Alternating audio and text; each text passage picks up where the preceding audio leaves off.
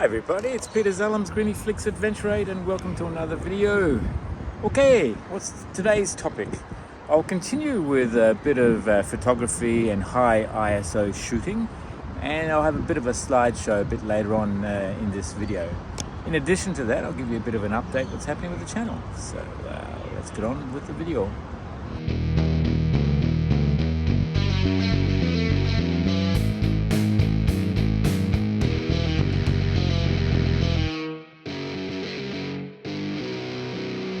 What's been happening? Okay, so the channel, as you know, is photography and adventure travel. So adventure travel's been a bit minimal right now because everyone's been locked down, but that's all opened up. So Greater Sydney is opened up to rural. So I'm planning a couple of trips. Things to look out for is a trip up to the Snowy Mountains and some photography, some landscape photography, and maybe a little bit of wildlife. So that's coming up. So that trip is going to be in December. I have another Central Australia trip. I have to retrieve my four-wheel drive and camper from Alice Springs heading back to Sydney. Now that's going to be a 2-week trip. I'll put this out there if there's anyone that wants to do a trip Alice Springs back to Sydney, and then depending on your level of adventure and your desire, then we can look at which route is taken as well. There will be, of course, costs involved to cover the journey, but we can discuss that with anyone that is interested. I am limited to ideally 1 or 2 people, and we can squeeze in 3 people into the car as well if there is more interest, and then the cost will be shared across those 1, 2 or 3 people. Anyway, do contact me if that is of interest to you, and obviously the type of journey will be around adventure, but around photography as well. So if you do have an interest in photography, we can shove in a lot of photography in there as well. All right, so that's coming up. There will be some product reviews coming up. I do have another lithium battery power station to review. It's a new one that's actually put out by ITECHWORLD. It's a new version of their 500p that will be coming out shortly, and I'm getting a pre-release of that to test and to review. So that's coming up in a video or 2, so look out for that. I think they are the main things. I'll throw in a bit of Leica stuff, a bit of photography, maybe around the harbour again, around McMaster's Beach. I'll be heading up there on a frequent basis now, usually once every week or so. So I'll be able to do some landscape photography, some seaside photography at night, during the day, etc. And I'll throw in some Nikon stuff and as well as some Leica stuff, just to keep everyone interested, I suppose. All right, now I did do a survey just around investment to see how people were creating passive income. Look, my surveys aren't huge. There's a few people that respond. Thank you for those that did respond. And the results are in. The survey question was, what sort of passive income do you have to support your passion for photography and or adventure travel?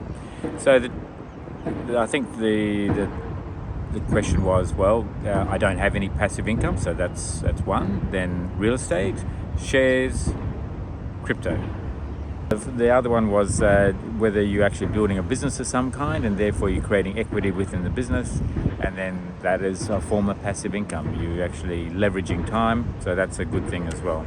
The results are in, and here are the results. So majority of people don't have a passive income. They work for the dollar.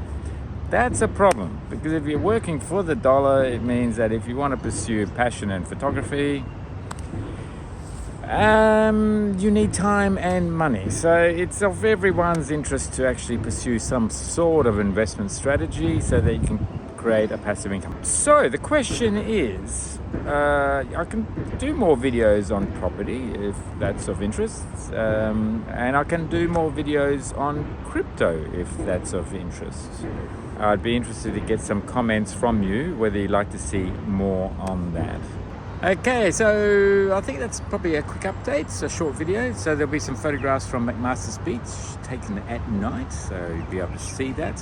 Now, some of the shots that I'll be showing in the slideshow here were from the other night when we had a lot of this red-green algae, depending on pronunciation, floating up the coast of New South Wales. Now, what goes with that is usually some plankton that feeds off the algae, and that plankton is phosphorus, photophosphorus. I'm not quite sure that's the right term. But at night time, when the plankton is activated, or when they get really excited, they can emit this phosphorus light, this bright green light. And in a couple of shots there, well, one particular shot, and I might just put a little arrow there, when the waves break at night, it can activate the plankton and the whole wave just glows green momentarily. And it's not every wave. It seems to be in cycles. There could be about 10 waves, and then another wave comes in, and then that wave glows green. The white water glows green. So I was able to take a couple of shots here and there. They'll be there. I'll just note, so at least you can look out for that bright green that shows up. Anyway, I think that's probably about it for the video today. So slideshow is about to come up. It's only a couple of minutes long. But anyway, so if you like this video, then give it a thumbs up. Really helps support the channel. If it's the first time to my channel, then please do subscribe, press notifications. You'll be notified when the next video is out. And again, if you are interested in a Central Australia trip going from Alice Springs back towards Sydney, and the route again will be varied. It's going to be middle of summer. It's going to be hot when we start in Central Australia. So if you really want that Central Australia heat and experience, well, then that's what it's going to be. Then do contact me. Hey, all right. So until then, look forward to seeing you on the next video. Thanks for watching. Cheers, bye.